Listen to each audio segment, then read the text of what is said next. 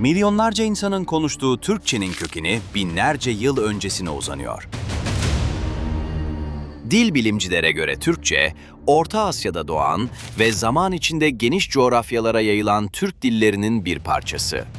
Bilinen en eski yazılı örnekleri ise 8. yüzyıldaki Orhun yazıtlarında karşımıza çıkıyor. Göktürkler döneminde taşa kazınan bu yazılar, bir milletin hafızasının da ilk büyük kayıtları kabul ediliyor. Yüzyıllar boyunca Türkçe, farklı kültürlerle temas ederek değişti, gelişti. Selçuklu'dan Osmanlı'ya, Osmanlı'dan Cumhuriyet'e uzanan süreçte yeni kelimeler aldı, bazılarını geride bıraktı.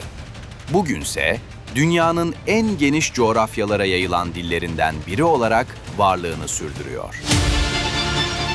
Soru ise şu, acaba dünya üzerindeki ilk dil nasıl ortaya çıktı? Dünya üzerindeki ilk dil nasıl ortaya çıktı sorusunun yanıtı var mı? Hayır. Peki dillerin nasıl oluştuğuyla ilgili farklı kuramlar var. Sizin kulağınıza en yatkın olan, en mantıklı gelen hangisi? Bunun için yalıtılmış durumda yaşayan halkların dillerine bakmak gerekir. Dünyada en iyi örnekleri Avustralya ve Hawaii, en çok yalıtılmış olan halklar onlar.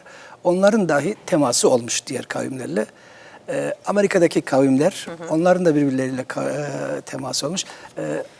Konudan uzaklaşmayayım. 19. yüzyılda bu soruyu terk etmiş dil bilimciler. Bununla başa çıkılamayacağını, bir cevap İçinden çıkamayacağız bunun demişler. Bunun yerine diyorsunuz. dillerin nasıl çalıştığını, nasıl birbirlerini etkilediklerini bunları araştırmaya vakit ayırmışlar. Sizin biraz üzülmüş gördüm, üzmüş oldum. Hayır, Türkçenin durumu öyle değil. Çok güzel durumdadır Türkçe. Çok güzelle kastettiğim şu, dünyada az sayıda dilin 8. yüzyıldan kalma yazıtı vardır. Ve bu baştan sona neredeyse Türkçedir. Bu dediğim 1000 kelimenin 800'den fazlası Türkçedir. Tek tek sayarak çalıştığım için söyleyebiliyorum bu Orhun yazıtlarını.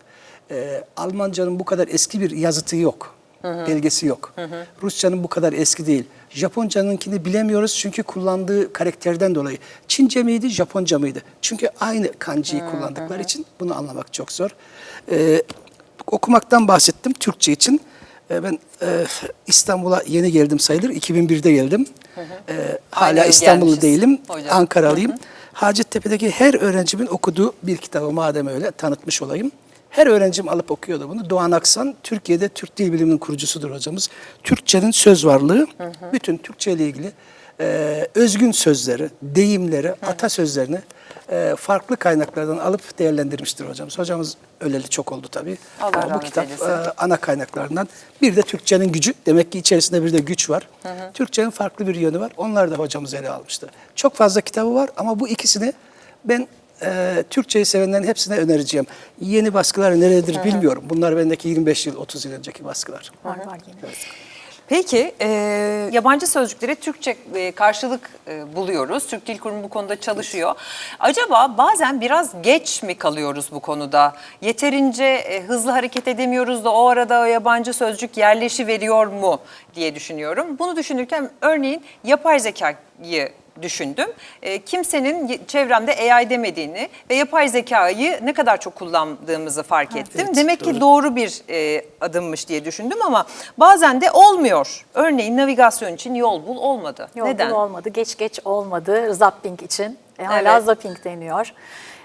Foil oil hala aynı şekilde kaldı. Yani birçok kelimeye maalesef karşılık bulmakta zorlanıyoruz. Öz çekim kelimesini çok az kullanan var. Bizim gibi ancak işte biraz gayret gösterenler. Selfie daha yaygın şekilde kullanılıyor. Bu konuda evet geç kaldık. Biz teknoloji üretmediğimiz sürece maalesef Türk Dil Kurumu da bu konuda biraz geç kaldığı için bu kelimelere karşılık bulmakta ve halkın kabulünü sağlamakta zorlanıyoruz. Evet. Ancak işte biraz böyle dile değer verenler bunu kullanmaya çalışıyor. Belge geçer vardı. E-mail yerine e-posta dendi. Yine kullananlar var. Aydın Köksal çok güzel bir kelime buldu. Bilgisayar, bilişim alanında birçok kelime buldu. Bu çok takdir edilesi bir şey ve kabul de gördü. İşte buzdolabımız var, değil mi? Güzel kelimelerimiz var. Geç kalınmadığı zaman bulunuyor. Halkın kabulü aslında burada çok Evet. önemli. Bu arada Türk Dil Kurumu önerilere de açık. Açık, Yani internet tabii. sitesinden siz de bir yabancı kelimeye Türkçe karşılık önermek isterseniz tabii bir dolu kuralları var ama önerinizi oraya yollayabiliyorsunuz.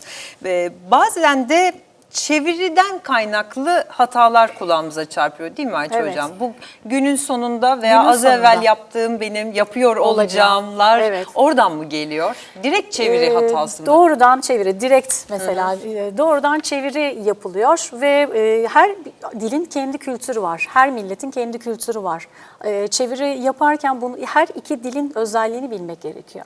Bu anlamda özellikle film çevirilerinde bunu çok görüyoruz. Bu şekilde yanlış çevirilerden biri de mesela 3 silahşörler, silahşör değil silahşor olarak çevrildi. Son bilmiyorum isim zikredebiliyor muyuz? İş Bankası Yayınları bu kitabın adını değiştirdi. 3 silahşor olarak değiştirdi. Doğru. Çünkü sayı sıfatı alan bir sözcükten sonra gelen isme çoğul eki getirilmez. Ama yerleşmiş örneklerimiz var. 3 büyükler diyoruz. Doğru. 7 meşaleciler, 5 hececiler Evet. var. Bu da yine birebir tercümenin verdiği bir şey değil mi 7 hocam? uyurlar. 7 uyurlar var. Ashab-ı Kehf. Evet. Bir dilin şimdi siz Japonya'da da bulunmuşsunuz, az evvel söylediniz. Japonca'da deniyor ki doğrudan hayır demek kaba kabul edilir. Bunun yerine biraz zor görünüyor gibi ifadeler kullanır. Bu bir çatışmadan kaçınma kültürüdür. Evet. Alman halkının disiplinli, detaycı ve mantıklı karakteri diline sirayet etmiştir. Bir şeyi en küçük parçasına kadar tarif etmek isterler dilde diye. Ya da işte Arapçada devenin yaşına, cinsiyetine, yürüyüş şekline göre 100 farklı kelime vardır. Kar ve buzla ilgili kelimeler Samilerin dillerinde çoktur gibi. Ne kadar etkiler ve Türkçedeki örnekleri nelerdir bunun?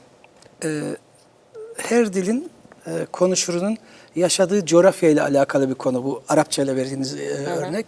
Ama Araplarda kar kültürüyle ilgili hiçbir söz varlığı yok. Kar yağışıyla, kar tipiyle onlarla ilgili bir şey yok. Çünkü karı tanımıyorlar. Oysa Eskimolara giderseniz kar ile ilgili çok sayıda terim bulabilirsiniz. At ve deve tabii ki Araplarda çok zengin ama Türklerde de, Orta Asya'da da kendine özgü bir deve türü var. Orta Asya'daki deve terminolojisi çok zengindir. Çok az konuşur olan bir dilden bahsedeyim. Sibirya'da Tuvaca diye bir dil var ve konuşur sayısı 250 bin civarındadır. Toprağı bizim 1/4'imiz civarında ama devecilik üzerine kocaman bir terminoloji makalesi görmüştüm. Çok uzun. Kazakça'da at kültürüyle ilgili kitap var. Çok uzun.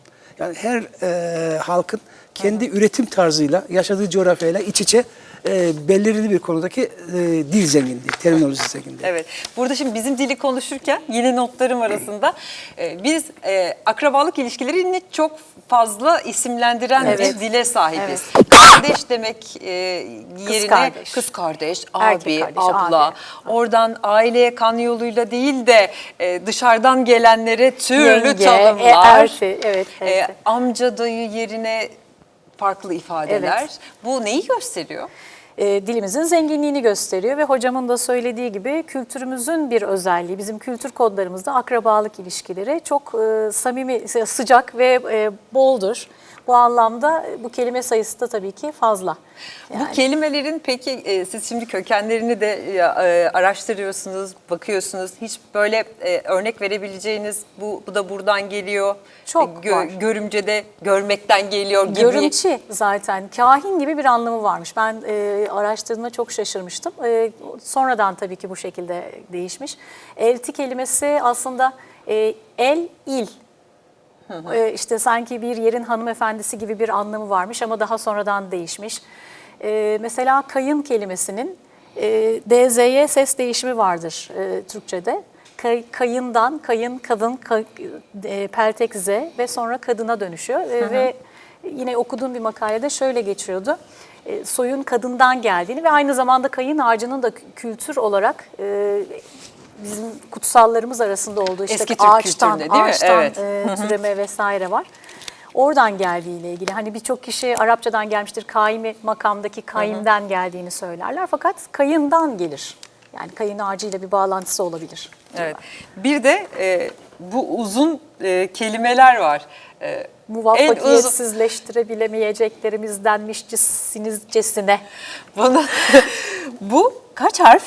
70. 70 harf. Sosyal medyada çok dolaşıyor bu kelime. İşte niçin kökü Arapça diye soranlar oluyor. Bir de şunu söylemek istiyoruz. İşte Türkçedeki kelimeleri Arapça, bu Farsça her birine birer pasaport verme şeyi başladı. Aslında biz yüzlerce yıldır birçok Arapça sözcüğü, birçok Farsça sözcüğü, Fransızcadan geçmiş olan sözcüğü eserlerimizde kullanmışız. Fransızca belki değil ama deyimlerimizde, atasözlerimizde bu kelimelere yer vermişiz. Türkülerimizde kullanmışız. Bunları dilden çıkarmak, Mehmet Kaplan'ın dediğine göre dil güveliği yapmaktır. Yani bu kelimeler aslında Türkçenin malı olmuştur. Kaldı ki biz buna Galat-ı meşhur diyoruz. Galat'la Galat-ı meşhur da ayrı bir kavram. Bunları değiştirip dönüştürmüşüz. Ya anlamlarını değiştirmişiz, ya şeklini değiştirmişiz. Mesela bugün Cavan Mert diye bir kelime, biz onu cömert yapmışız. Bir İranlı bu kelimeyi gördüğünde tanımayacaktır. İşte nevresim kelimesi mesela yine Farsçadan nev ve Arapçadan resm kelimesinden geliyor. Yeni şekil anlamı geliyor ama biz nevresimi bambaşka bir anlamda kullanmışız. Yani bunlar sözlüğe girmiş. Çaydanlık kelimesi söz gelimi. Yani konudan uzaklaştığımı bilmiyorum ama. Ama dikkat çekici. Çaydanlık nereden? Çay işte Çince'den, tabii ki o kuzeyden ve güneyden gelmesine göre çay ve te diye ayrılıyor. Dan eki Farsçalık lik eki. Biz buna bir de lık eki koymuşuz. Çaylıklık diyoruz aslında farkına varmadan Çaylıklık. ama bu yanlış, yerleşmiş. Galat'ı meşhurla Galat farklı. Yani biz de şimdi mesela bir yanlışı düzeltmeye kalktığımız zaman bu Galat'ı meşhur, lügat-ı fasihten evladır derler. Oysa ki her yanlış meşhur bir yanlış değildir ve meşhur olmayan bir yanlış sözlüğe girmemiştir. Mesela çok dizilerde falan da karşımıza çıkıyor. Ateş olsa cürmü kadar yer yakar. Orada cürüm suçtur, cirim hacimdir.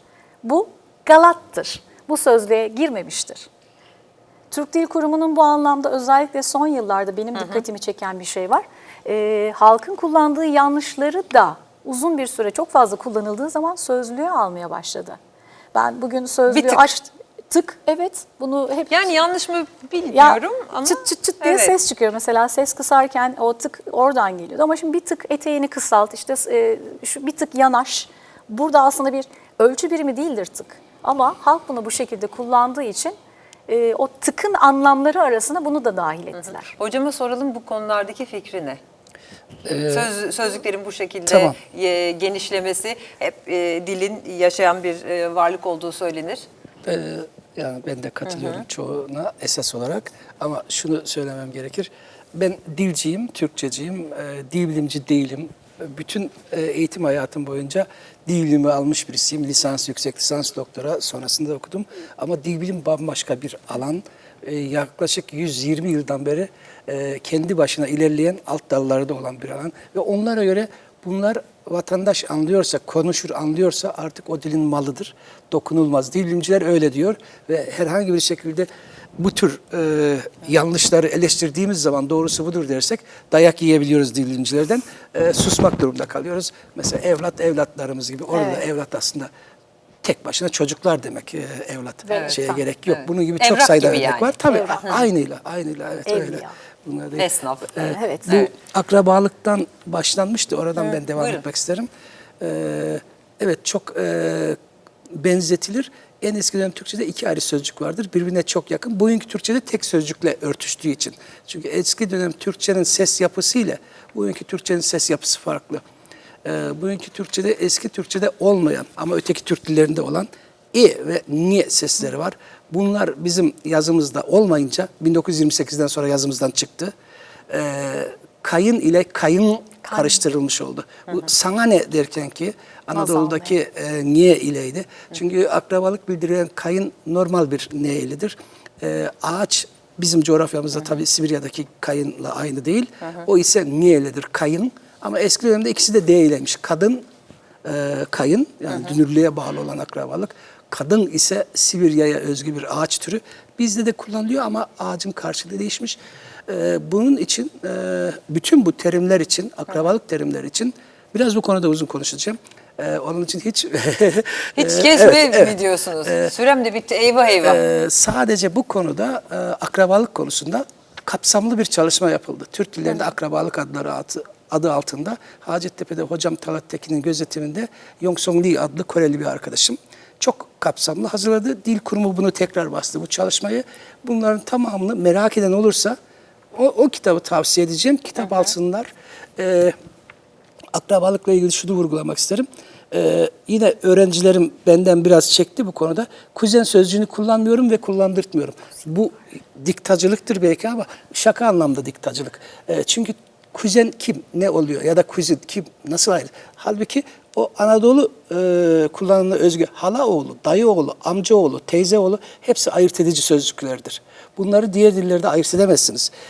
Amcayı ve dayıyı ya da teyzeyi, halayı buyurun İngilizce çevirin kaç sözcükle karşılaşacaksınız. Oysa Türkçe'de daha ayırt edici. Her ne kadar bunların kimisi Türkçe, kimisi Arapça kökenli olsa da hala sözcüğü Türkçe kökenli değil tabii ki. Ama artık bizim dilimizin bir parçası. Ayırt edici bir sözcük. Amca Türkçe sözcük değil. Yani kuzeni de o zaman sonradan almışız. Kuzen. Kuzin ifadesi var. Sanki kuzenle kuzin de Ayrı. başka yani kız Kız veya için. erkek için diye Kuzen hatırlıyorum. erkek için kullanılıyor. Öyle mi? Kuzin Ama kız hocam için. anladığım kadarıyla kuzeni de istemiyor. Hala oğlu Evet, dayı ikisi de. kızı olsun istiyor. Böyle bir hakkım yok.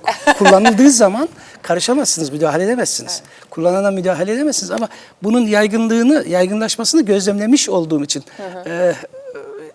gözlemlemiş de kastettiğim 60 yıllık bir süreci söyleyebilirim size. Evet. 90'lardan ve özellikle de 2000'lerden sonra televizyon dizileri aracılığıyla bu kuzen sözcüğü yaygınlaştı. Ondan önce yoktu. Başka bir notum var mıydı? Okuyamıyorum ama bir not daha vardı konuşulanlardan çıkarttığım. Mesela neydi?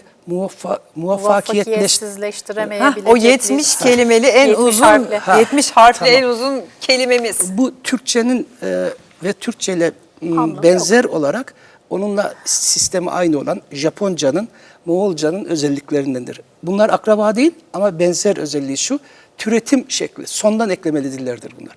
Arka arkaya belirli bir sıra çerçevesinde ekleri isimden isim yapan, fiilden fiil yapan veya isimden fiil yapan ekleri arka arkaya koyabilirsiniz. O sırayı dil konuşuru kendisi otomatik biliyor. Evet. Hata yaptığında da fark ediyor. Ama İngilizce'de öyle bir şey yok. Veya Avrupa dillerinin işletim sistemi farklı. Onların da kendine özgü sözcük türetim yolu var. Bizim dilimizin sözcük türetim yolu sondan eklenerek olduğu için bizde önek yoktu. 1940'tan beri artık var önek. Yeni bir olay bu. Örnek verebilir misiniz? Öngörü. Ön ve öngörü. Başka eşgüdüm mesela eş ve güdüm. Bunların hepsi yeni olmuş şekiller. Evet. Tolkien'in Yüzüklerin Efendisi için geliştirdiği Elfçe diye bir dil var. Ve önce bu da başka diller gibi çünkü yine Star Trek için bir dil Klingonca ve Game of Thrones için de Valyrian dili geliştirilmiş. Böyle dil bilgisi olan, kuralları olan insanların yaptığı diller, konuşanlar da aktif olarak var. Bildiğim kadarıyla özellikle Elfçeyi konuşanlar var. Orada da şimdi ışık, doğa gibi kelimelerin, ışık, doğa, yıldızlarla ilgili kelimelerin çok fazla olduğu söyleniyor. Çünkü öyle bir dünyaları olduğu için. Bu yeni geliştirilen ya da insanların sonradan geliştirdiği dillerin hayatta kalma şansını görüyor musunuz? Bence yok ama bu tür diller çok eski. Osmanlı'da da varmış buna benzer bir dil. Dünya çapında yaygın olan da bildiğiniz gibi Esperanto'dur. Bu tür yapay diller. Sözünü ettiğiniz konuyu gerçekten iyi bilmiyorum. Esperanto? Esperanto, insanların anlaşması sağlayan, her dilden kelimeler alan bir yapay dil. Esperanto. Peki. Yani o bayağı eskiye gidiyor ama sözünü ettiğiniz Tolkien'in Evet, Yüzüklerin eserindeki Efendisi o konuyu çok iyi biliyorum. Yani kitabı için hatta deniyor ki önce dili oluşturuyor Tolkien, sonra o dili konuşmaları için bir dünya yazıyor gibi de bir durum söylenir. O da enteresandır gerçekten.